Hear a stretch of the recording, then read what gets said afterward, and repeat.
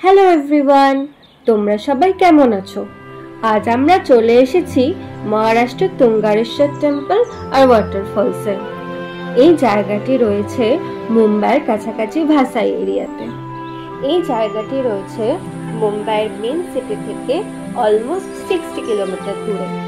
তুঙ্গারেশ্বর মন্দির ও ওয়াটারফলসের entry fee ছিল 71 টাকা পার পারসন।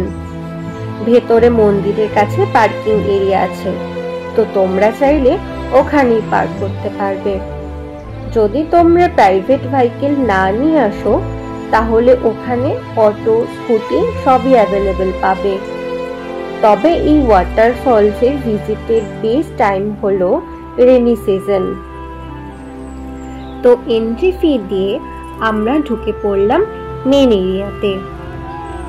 বুঝতেই পারছো চারিদিকে সবুজের মেলা, কিন্তু রাস্তাঘাট পাথুরে হওয়ায় গাড়িটা কিছুটা সাবধানেই তোমাদের চালাতে হবে।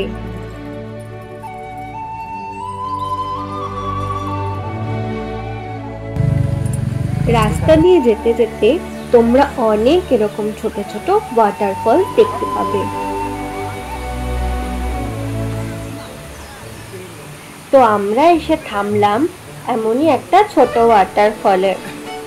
দেখতেই পাচ্ছ অনেকে তাদের ফ্যামিলি এবং পেট নিয়ে সেখানে এসেছেন আনন্দ উপভোগ করতে। আর এই জায়গাটার বর্ণনা আমি কি দেব! উফ, কি সুন্দরই না তার প্রাকৃতিক সৌন্দর্য! যাই বলি না কেন খুব কমই বলা হবে।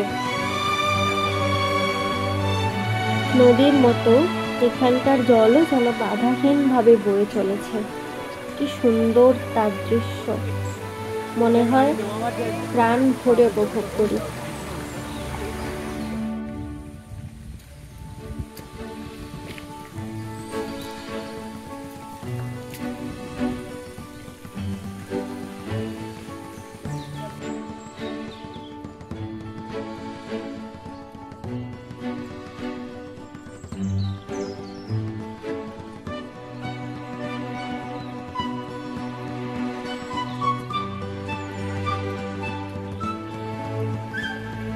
এরপর আমরা পৌঁছে গেলাম মন্দির লাগোয়া একটা ড্যামে, যেখানে তোমরা বয়স্ক ফ্যামিলি মেম্বারদের নিয়ে এনজয় করতে পারবে।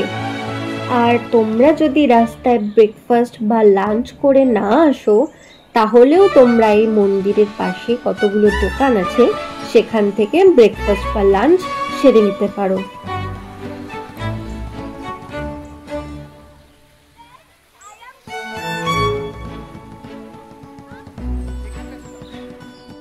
ড্যামকে ছেড়ে এবার আমরা চললাম মেন ওয়াটারফলের দিকে।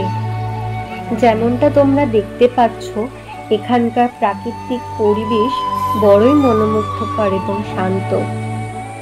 সময় যেমন বিরামহীনভাবে বয়ে চলে, এখানকার জলও ঠিক সেইভাবেই বয়ে চলেছিল কুলকুল শব্দে, ধীরে ধীরে। সব মিলিয়ে এমনই এক সুন্দর পরিবেশের সৃষ্টি করেছিল যেন আমি সেই প্রত্যেকটা মুহূর্ত ক্যামেরা বন্দি করতে ব্যস্ত হয়ে পড়েছিলাম। তবে এই জায়গাটার জন্য আমার একটা ছোট্ট সাজেশন আছে সবার জন্য। সেটা হলো, যারা একটু ফিজিক্যালি আনফিট আছো বা যারা একটু বয়সের দিকে আছো তাদেরকে বলবো এই জায়গাটা তোমরা অ্যাভয়েড করেই চলো। কারণ ছোট বড় পাথর তো একটু এদিক থেকে ওদিক হয়ে গেলেই একটু বিপদ হয়ে যেতে পারে। তো অবশেষে পৌঁছে গেলাম আমাদের মেন গন্তব্যস্থল বা মেন অ্যাট্রাকশন তুঙ্গারেশ্বর ওয়াটারফলে। আর এই সুন্দর পরিবেশ দেখে নিজেকে আটকে রাখতে না পেরে হালকা একটু গাও ভিজিয়ে নিলাম।